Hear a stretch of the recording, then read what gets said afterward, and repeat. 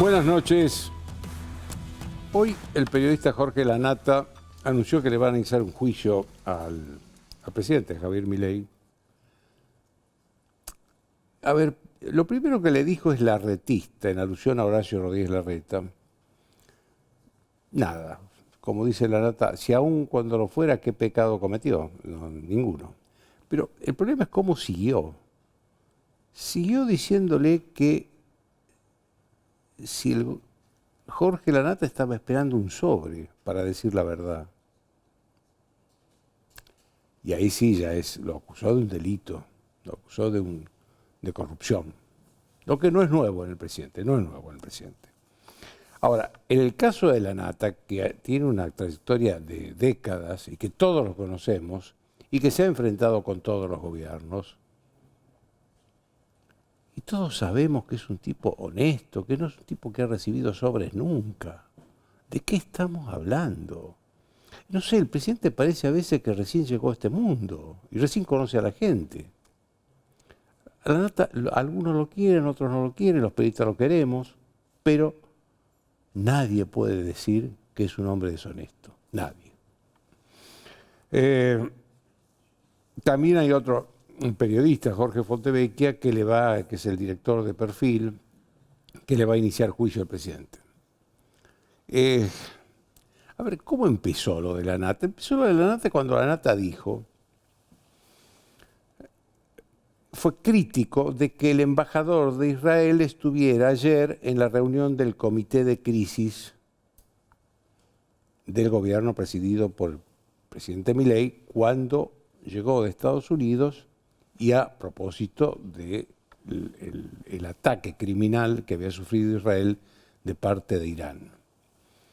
Después se aclaró que el embajador de Israel había estado en los primeros momentos de esa reunión, nada más para explicar qué había pasado con el ataque de Irán a Israel, cuáles habían sido las consecuencias, cuál fue la reacción de Israel, de sus aliados, y que después de explicar la situación se fue y recién ahí comenzó la reunión formal del comité de crisis, cosa que Lanata también aclaró después.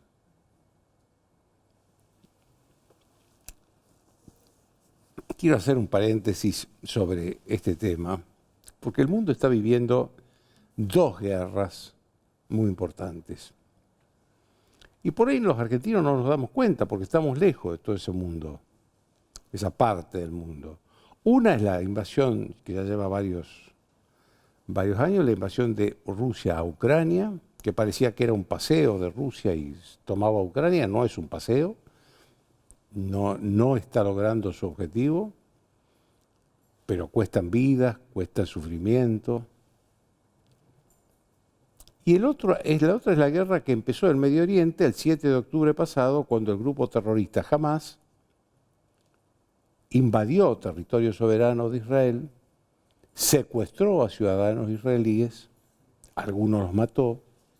Todavía hay 134 secuestrados israelíes inocentes en manos del grupo terrorista Hamás. Esta es la verdad. En ese contexto, ayer Irán,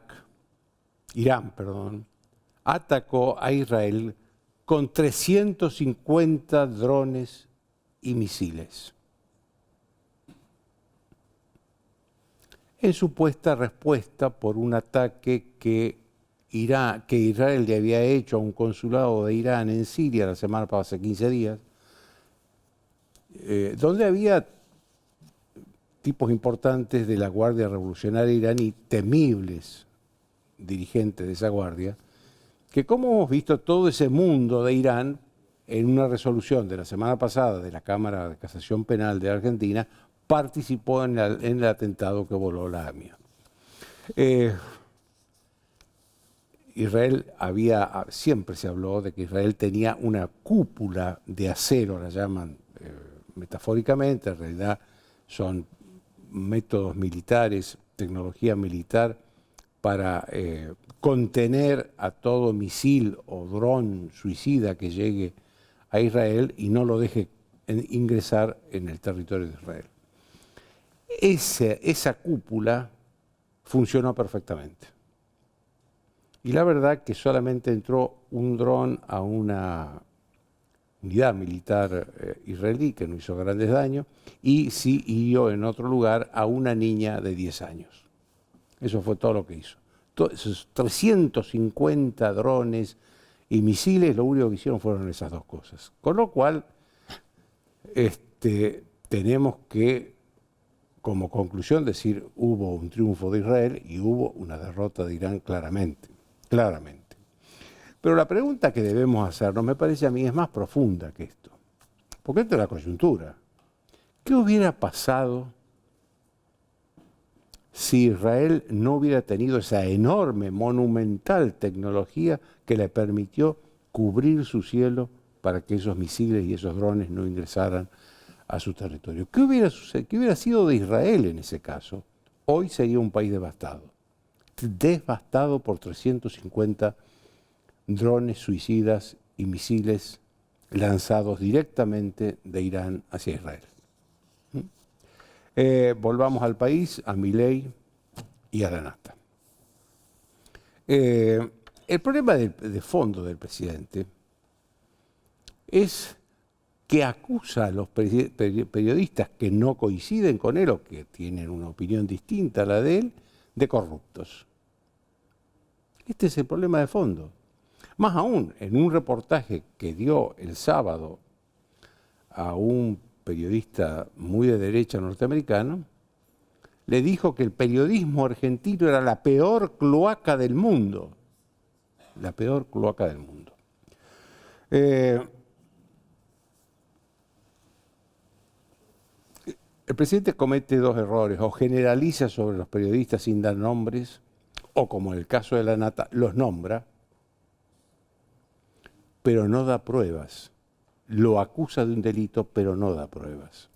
Y esto tiene que decirse de una buena vez. Un presidente no puede hacer eso. Un presidente de la nación no puede hacer eso en ningún lugar del mundo, tampoco en la Argentina.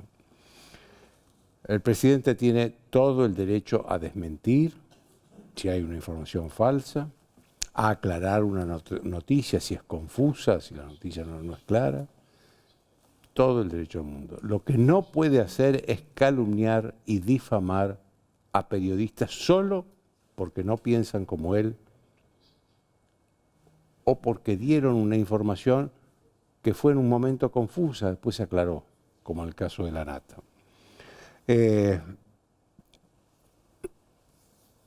A ver, presidente, y le voy a hablar a usted directamente por si me está escuchando. Acá muchos periodistas venimos de muchos años, de sufrir calumnias, injurias, difamaciones, persecuciones. Me estoy refiriendo al kirchnerismo en los años que estuvo en el gobierno y en los años que fue influyente en la política argentina. Y la verdad que creíamos que cuando usted llegara, las cosas iban a cambiar. Por supuesto, los gobernantes tienen su función y los periodistas tenemos nuestras funciones, y a veces esas funciones chocan, se entrecruzan, hay tensión. Pero eso no puede llevar al presidente de la nación a declararle un estado de beligerancia permanente al periodismo, un estado de guerra permanente al periodismo. Usted estuvo varias veces en este programa. De mí acaba de decir que soy agresivo, que soy violento. Cualquiera que me conoce sabe que soy cualquier cosa menos eso. Y estuvo acá y se lo trató bien, fuera de cámara y frente a la cámara también. Después, porque dije o escribí algo, se enojó conmigo. Esta es la verdad. Pero le anticipo que no voy a cambiar.